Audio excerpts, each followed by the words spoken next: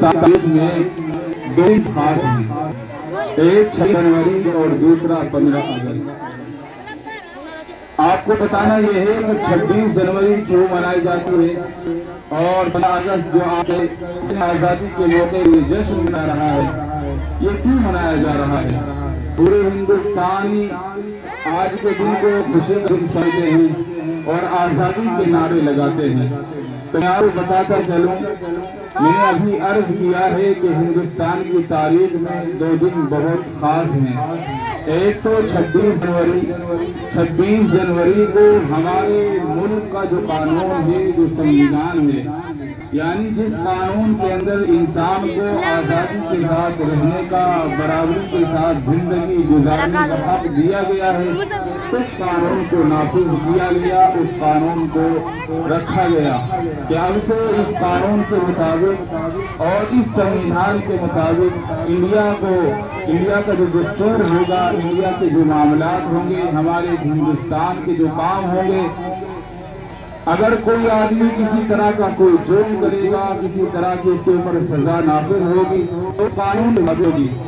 تو جب اس قانون کو نافذ کیا گیا تو وہ 26 جنوری تھی، اور اسی طرح سے جب ہمارا یہ ملک آزاد ہوا، جب ہمارا یہ ملک انگریزوں سے آزاد کرایا گیا، اس کو جب آزادی ملی تو وہ 15 اگست ہی تھی۔ 15 اگست کی تاریخ تھی۔ 15 اگست 1947 کو ہمارا یہ ملک انگریزوں سے آزاد ہوا۔ پہلے ہمارا یہ ملک تو آزاد ہی تھا، تقریباً 2300 سال تک، تقریباً یہ کتابوں کے اندر بات لکھی گئی ہے کہ 800 سال کے قریب مسلمانوں نے اس ملک پر حکومت کی۔ پھر رفتہ رفتہ یہاں پر انگریز آنے لگے اور ہندوستان کی ہر چیز پر قبضہ کرنے لگے۔ تاریخ کے اندر یہ بات لکھی ہے کہ سن 1601 میں جب انگریزوں کا ناپاک سایہ ہندوستان کے اندر پڑا تو اس وقت ہمارے ملک کا بادشاہ جہانگیر تھا، اور اس وقت دہلی کے اندر بھی ہزاروں دینی مدارس موجود تھے۔ یہی انگریز اپنی شاکرانہ اور عیارانہ چاروں سے یہاں کے مالک بن بیٹھے۔ ہم ہندوستانیوں کو اپنا غلام بنانے لگے، ہماری ماں اور بہنوں کی عزت و عصمت کو پامال کیا جانے لگا، ہندوستانیوں کو ہر جگہ سے ظلم کو اور ستم کو پہاڑوں کے اوپر توڑے جانے لگے۔ تو ایسے وقت میں سب سے پہلے اگر انگریزوں کے خلاف کسی نے جہاد کا اعلان کیا، انگریزوں کے خلاف اگر کسی نے فتویٰ دیا یا سب سے پہلے آواز اٹھائی تو ہمارے بزرگان دین علماء کرام ہی ہیں کہ جنہوں نے سب سے پہلے، جن کا نام آتا ہے وہ شخص شاہ عبدالعزیز محدث دہلوی رحمۃ اللہ علیہ ہیں، کہ جنہوں نے انگریزوں کے خلاف علم جہاد بلند کیا اور یہ کہا کہ لوگوں اب ہندوستان کے اندر اس طرح غلامی کے ساتھ رہنا یہ بالکل بھی جائز نہیں ہے، کیونکہ اب ظلم بہت حد سے بڑھ گیا ہے۔ تو ایسے وقت میں سبھی کو مل کر ساتھ کھڑا ہونا ہے۔ چنانچہ حضرت شاہ صاحب کے اس فتوے کی وجہ سے ایک طرح کی لوگوں کے دلوں کے اندر ایک طرح کی آگ بڑھ گئی کہ حضرت نے فرما دیا ہے اب ان انگریزوں سے لڑائی کریں گے۔ چنانچہ یہ دور چلتا رہا، یہ دور آگے بڑھتے بڑھتے سن 1772 سے لے کر جب ٹیپو سلطان رحمۃ اللہ علیہ انگریزوں سے 4 میسور کی لڑائیاں لڑتے ہیں، وہ بھی اپنے لوگوں کی غداری کی وجہ سے شہید کر دی جاتے ہیں۔ چنانچہ جب یہ آگے بڑھتے بڑھتے بات یہاں پہنچی ہے 1857 تک، تو 1857 سے پہلے 1856 کے اندر دہلی کے اندر ایک بہت بڑی میٹنگ ہوتی ہے۔ اس میٹنگ میں مشورہ لیا جاتا ہے کہ کس طرح سے انگریزوں کے خلاف لڑائی لڑی جائے، کس طرح سے ہم تیاری کریں کہ انگریزوں کو اپنے ملک سے باہر بھگانا ہے، کیونکہ یہ ملک ہمارا ہے، یہ ہمارے ملک جو ہر چیز پر ہمارے ملک کو قبضہ کر رہے ہیں، ان کو یہاں سے باہر کا راستہ دکھانا ہے۔ اس طرح کی تیاریاں شروع ہو گئی، اور جب تیاریاں شروع ہو گئی تو سن 1857 کے اندر شاملی کے میدان کے اندر ہوئی ایک دن لڑی گئی، جس میں شامل ہونے والے حضرت مولانا قاسم نانوتوی رحمۃ اللہ علیہ، حضرت مولانا رشید احمد گنگوہی رحمۃ اللہ علیہ اور حافظ ضامن شہید رحمۃ اللہ علیہ اور بھی بہت سارے اکابر، بہت سارے علماء، بہت سارے مسلمان اس جنگ میں شریک ہوئے۔ تاریخ کے اندر یہ بات ہے کہ حضرت نانوتوی انگریزوں سے لڑتے لڑتے زخمی ہو گئے، حضرت مولانا رشید احمد گنگوہی نور اللہ مرکزہ انگریزوں سے لڑائی کرتے ہوئے زخمی ہو گئے، اور شاملی کے میدان ہی کے اندر حافظ ضامن شہید رحمۃ اللہ علیہ کو انگریزوں نے گولی مار کر شہید کر دیا گیا۔ چنانچہ یہ لڑائی اس طرح چلتی رہی، اور 1857 کے بعد اور بھی لوگوں نے اپنی قربانیاں پیش کی ہیں، جس میں ہمارے برادران وطن ہندوستان میں رہنے والے ہر طبقے کے، ہر دھرم کے، ہر مذہب کے ماننے والوں نے ساتھ مل کر اس لڑائی کو لڑا، جس میں بہت سارے غیر مسلم بھی موجود ہیں، جس میں ہمارے اکابر علماء اکرام کے ساتھ ساتھ برادران وطن بھی اس لڑائی کے اندر شریک رہے۔ تو آج کی تاریخ میں سبھی لوگ، سبھی حضرات اپنے اپنے لوگوں کو یاد کرتے ہیں۔ تو ہمارے لیے آج کا دن یہ جشن آزادی کے موقع پر جو پروگرام ہوتے ہیں، طرح طرح کے جشن منائے جاتے ہیں، یہ اسی وجہ سے ہے کہ اپنے بزرگوں کی ہم قربانی کو یاد کریں کہ ہمارے بزرگوں نے کس طرح قربانیاں دی ہیں۔ تاریخ کے اندر یہ آتا ہے، ایک انگریز مورخ لکھتا ہے کہ سن 1864 سے لے کر 1867 تک جب انگریزوں سے لڑائی ہو رہی تھی تو اس وقت 14,000 علماء اکرام کو پھانسی کے تختے پر لٹکایا گیا۔ علماء اکرام کو لایا جاتا تھا۔ علماء کی دشمنی اس وجہ سے ہو گئی تھی کیونکہ سب سے پہلے انگریزوں کے خلاف لڑائی لڑنے والے اور سب سے پہلے ان کے خلاف جہاد کا فتویٰ دینے والے یہی علماء اکرام تھے۔ تو انگریز یہ سمجھتے تھے کہ جہاں بھی یہ مسلمان، یہ ٹوپی والے، یہ علماء نظر آئے، ان کو دیکھتے ہی گولی چلا دی جائے، ان کے خلاف وارنٹ جاری کر دیے گئے۔ تو میرے دوستوں، تاریخ کے اندر یہ بات بھی ملتی ہے کہ جب 1857 کی لڑائی ہونے لگی تو اس کے اندر کئی لاکھ مسلمانوں کو شہید کیا گیا، جس میں 51,000 تو صرف علماء اکرام ہی تھے۔ تو ہم اپنے ان بزرگوں کی قربانیوں کو یاد کریں کہ جنہوں نے اپنا تن من سب کچھ لٹا کر اس ملک کو آزاد کرایا ہے۔ ہمیں اپنے ملک سے محبت کرنی چاہیے، ہمیں اپنے ملک سے پیار ہونا چاہیے، اور اپنے ملک کی ترقی ہمیں وہ سب کرنا چاہیے جو ہم سب کچھ کر سکتے ہیں۔ ترقی ہمیں کب ملے گی؟ ترقی ہمیں پڑھائی کے ذریعے سے ملے گی، ترقی ہمیں تعلیم کے ذریعے سے ملے گی۔ تو ہم اپنے بچوں کو مدارس اسلامیہ کے اندر ضرور تعلیم دلوائیں۔ بڑی خوشی کی بات ہے، ہمارے حضرت قاری محمد شمعون صاحب آپ کے سامنے بڑی کوشش کر رہے ہیں، رات دن محنت کرتے ہیں، لگے رہتے ہیں کہ آپ کے بچے کسی قابل بن جائیں، آپ کے بچے قرآن پڑھنے والے بن جائیں، آپ کے بچے علم دین حاصل کر کر دیندار بن جائیں، نمازی بن جائیں، روزہ رکھنے والے بن جائیں، ماں باپ کی قدر کرنے والے بن جائیں۔ تو یہ بڑی خوشی کی بات ہے۔ آپ سے درخواست ہے کہ حضرت قاری محمد شمعون صاحب کا بھرپور ساتھ دیں، دل و جان سے ان کی آپ دعا بھی کریں ان کے لیے، اور جیسا موقع ہو، مالی تعاون بھی ہو، ساتھ بھی ہو، دعائیں بھی ہو، اللہ تعالیٰ سے ہر وقت ان کے شانہ بشانہ اور ان کے ساتھ کھڑے رہیں۔ تو پھر آج کا یہ جو دن ہے، یہ آزادی کا جو دن ہے، 15 اگست، یہ آزادی ہمیں اس تاریخ کے اندر ملی ہے، تو ہمیں اس کو یاد رکھنا چاہیے کہ 15 اگست کو منائی جاتی ہے، یہ ہندوستان جو آزاد ہوا تھا اس کی خوشی میں اور اپنے بزرگوں کی قربانی کو یاد کرنے کے لیے منائی جاتی ہے، اور بچوں کو بتایا جاتا ہے، اپنے بزرگوں کی قربانی یاد کرائی جاتی ہے کہ دیکھو ہمارے بڑوں نے، ہمارے بزرگوں نے اس ملک کو کس طرح سے آزاد کرایا ہے۔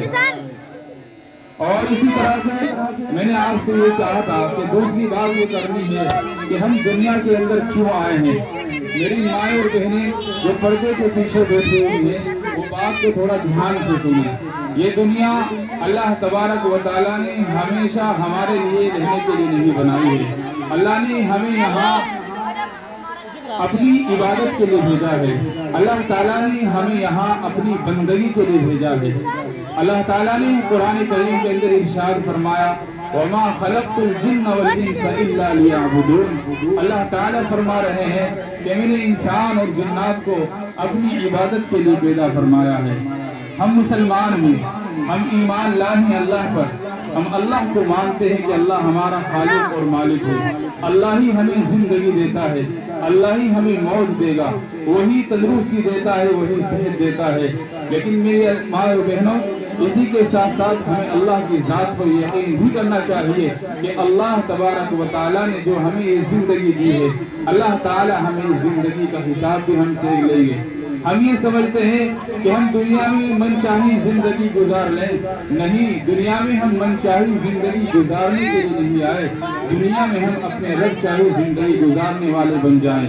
اسی وجہ سے اس طرح کے پروگرام کر کر آپ کو بیدار کیا جاتا ہے، بتایا جاتا ہے کہ غفلتیں ہو جاتی ہیں، سستیاں ہو جاتی ہیں، نمازوں کے اندر غفلتیں ہوتی ہیں، ایک دوسرے کے حقوق ادا کرنے کے اندر غفلتیں ہوتی ہیں۔ آج اگر گھر کا اگر ہم ماحول دیکھیں تو ہر گھر کا اتنا ماحول خراب ہو چکا ہے کہ بچے اور بچیاں آپس میں اس طرح سے ایک دوسرے سے دور ہوتے جا رہے ہیں، والدین سے اس طرح سے دور ہوتے جا رہے ہیں کہ کوئی اپنی ماں کی اپنے باپ کی بات ماننے کے لیے تیار نہیں ہے۔ حالانکہ اللہ تعالیٰ نے اپنی عبادت کے بعد، اپنی عبادت کو پورا کرنے کے بعد، اسی کے ساتھ ساتھ ہمیں اللہ نے یہ حکم دیا ہے کہ لوگوں اپنے ماں باپ کے ساتھ اچھا سلوک کرو، ماں باپ کے ساتھ بھلائی کا، خیر خواہی کا معاملہ کرو۔ اگر کوئی اپنی ماں کے ساتھ بھلائی کا معاملہ کرتا ہے، اللہ تبارک و تعالیٰ اس کو دنیا کے اندر بھی عزت عطا فرمائے گا، آخرت کے اندر بھی اللہ اس کو عزت عطا فرمائے گا۔ لیکن اگر کوئی شخص اپنی ماں کا دل دکھاتا ہے، اپنی ماں کو ستاتا ہے یا ماں کے آگے زور سے بولتا ہے، اللہ تبارک و تعالیٰ کو یہ بات بڑی ناپسند ہے اور اللہ تبارک و تعالیٰ کی ناراضگی ہوتی ہے۔ میرے اس واقعہ یاد آیا کہ ایک شخص تھا، وہ اپنی والدہ کے ساتھ بڑی بدتمیزی کیا کرتا تھا، وہ شرابی تھا، شراب پینے کا اس کو بڑا شوق تھا۔ جب وہ شراب پیتا تھا تو شراب جیسے ہی وہ پی کر اپنے گھر آتا تھا، اس کی بوڑھی ماں اسے کہا کرتی تھی کہ بیٹا اب شراب نہ پیا کرو، شراب کو اللہ نے حرام کیا ہے۔ وہ اپنی والدہ کے سامنے کہا کرتا تھا کہ تجھے معلوم نہیں، میرے سامنے اس طرح گدھے کی طرح آواز نہ نکالا کر۔ چنانچہ ایک مرتبہ ایک اس کا انتقال ہو گیا اور انتقال ہونے کے بعد اس کو قبر میں دفن کر دیا گیا، اور قبر میں دفن کرنے کے بعد اس بستی کے اندر ایک مرتبہ ایک بزرگ پہنچے۔ جب وہاں بزرگ پہنچے تو ان بزرگوں نے لوگوں سے کہا، بستی والوں سے کہا کہ مجھے بتاؤ کہ قبرستان کہاں ہے۔ چنانچہ ان بستی والوں نے، ان لوگوں نے کہا کہ حضرت کھلا جگہ قبرستان ہے۔ چنانچہ وہ بزرگ کہنے لگے میں آپ کے ساتھ قبرستان میں جانا چاہتا ہوں۔ وہ گاؤں کے اور بستی والے لوگ اس کو قبرستان میں بزرگ کو لے کر چلے گئے۔ جب ان بزرگوں نے جا کر دیکھا، جب قبرستان میں داخل ہوئے تو دیکھا ایک قبر سے گدھے کی طرح چلانے کی آواز آ رہی ہے۔ ان بزرگوں نے کہا کہ قبر کس کی ہے؟ بتلایا گیا کہ فلاں آدمی کی قبر ہے۔ فرمایا کہ اس کا مکان کہاں ہے؟ کیا اس کے والدین زندہ ہیں؟ کیا اس کی ماں زندہ ہے؟ کہ ہاں اس کی ماں زندہ ہے۔ وہ بزرگ ان کے گھر پہنچے اور دروازے جا کر کھٹکھٹایا اور کہنے لگے کہ بتائیے آپ کے بیٹے کا آپ کے ساتھ کیا سلوک تھا، آپ کے بیٹے کا آپ کے ساتھ کیا برتاؤ تھا؟ وہ کہنے لگی کہ میرا بیٹا تو شرابی تھا، وہ شراب پیتا تھا، جب اس کو میں شراب پینے سے روکتی تھی وہ مجھے یہ کہتا تھا کہ گدھے کی طرح اس طرح میرے سامنے نہ چلایا کر۔ چنانچہ اللہ تعالیٰ کو یہ بات اس کی اتنی ناپسند آئی، اللہ تعالیٰ نے اس کو قبر میں اسی طرح کا عذاب مسلط کر دیا کہ وہ قبر کے اندر اپنی گدھے کی طرح آواز نکالتا ہے۔ تو میں آپ سے عرض کر رہا ہوں کہ اللہ تعالیٰ نے ہمیں اپنی عبادت کے لیے پیدا کیا ہے، دنیا میں ہمیں ہمیشہ نہیں رہنا ہے، دنیا کو ہمیں چھوڑ کر جانا ہے۔ آج ہمارے باپ تھے وہ دنیا کے اندر نہیں ہے، ہمارے دادا تھے وہ دنیا کے اندر نہیں ہے، ہمارے نانا نانی تھے ان کے باپ تھے وہ دنیا کے اندر نہیں ہے، تو ان کا نام नाम लेने वाला भी नहीं है। इसी तरह आज हम हैं, कल नहीं होंगे, हम मनो मिट्टी के नीचे दफन हो जाएंगे। लोग हमें अपने कांधों पर उठाकर कब्रिस्तान में छोड़ आएंगे। जब सारे लोग कब्रिस्तान में छोड़ आएंगे तो उस वक्त अल्लाह की तरफ से दो फरिश्ते आएंगे और आकर सवाल करेंगे। अल्लाह की तरफ से फरिश्तों को भेजा जाएगा। जब हमें कब्र के अंदर लिटाकर वो घर वाले वापस आ जाएंगे, कोई इंसान बड़ी हसरतों से देखेगा कि मेरे घर वाले मुझे छोड़कर कहाँ जा रहे हैं। चुनांचे उसके बाद जो फरिश्ता आएगा वो फरिश्ता आकर कहेगा कुछ भी नहीं, अल्लाह के नाम से खड़े हो जाओ, और उससे सवाल करेगा कब्र के अंदर, मर रब का तेरा रब कौन है। अगर उसने ईमान के मुताबिक जिंदगी गुजारी होगी, अगर उसने दीन के मुताबिक जिंदगी गुजारी होगी तो फौरन कहेगा रब्बी अल्लाह, मेरा रब अल्लाह है। फिर फरिश्ता सवाल करेगा मा दीन, तेरा दीन क्या है। तो अगर उसने दीन इस्लाम को अपना धर्म माना होगा, अपना मजहब माना होगा, तो फौरन जवाब देगा मेरा दीन इस्लाम है। इसी तरह फिर उससे मालूम किया जाएगा तो इस शख्स के बारे में तेरा क्या ख्याल है, यानी नबी सल्लल्लाहु अलैहि वसल्लम के बारे में मालूम किया जाएगा कि इस शख्स के बारे में तेरा क्या ख्याल है। अगर हमें अपने नबी से मोहब्बत होगी, अपने नबी से उल्फत होगी, तो हम जवाब सही दे देंगे कि ये तो हमारे नबी सल्लल्लाहु अलैहि वसल्लम है। तो बात बहुत ज्यादा हो जाएगी। बस यही अर्ज करना है, आप यहाँ आए हैं, यहाँ आने का मकसद यही है कि हम अपने बच्चों को दीनी तालीम दिलाएं। आपने अपने बच्चों के प्रोग्राम को देखा, अल्हम्दुलिल्लाह हमें भी देखकर बड़ी खुशी हुई कि अभी काम की शुरुआत है। धीरे धीरे इंशाअल्लाह काम आगे बढ़ता रहेगा। सभी माए और बहनें पक्का इरादा करें कि इंशाअल्लाह अपने बच्चों को जरूर मदरसे के अंदर हम दाखिल करेंगे, अपने बच्चों को जरूर हम कुरान की तालीम दिलवाएंगे।